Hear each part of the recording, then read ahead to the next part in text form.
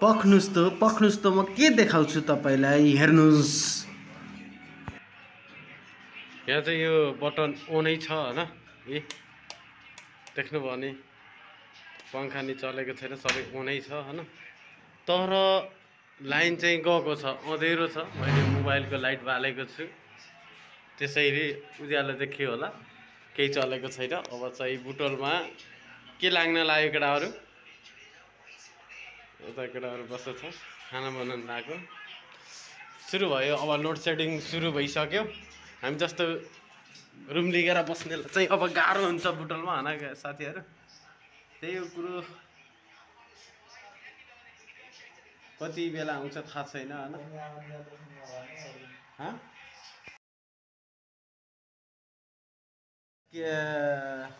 ल हितेन्द्र बहादुर साक्य बल्ल उपस्थित हुनुभयो। करिब 20-25 त नभनौँ 15 मिनट पछि चाहिँ उपस्थित हुनुभयो। ल बधाई छ हितेन्द्र बहादुर ज्यू। बुटोलमा अब हल्का चिसो हावा खानु पर्यो अब त, हो कि नै गाइजहरु? खानु त पर्यो।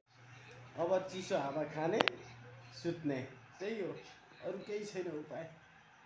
त्यति हो। ल लेट्स गो।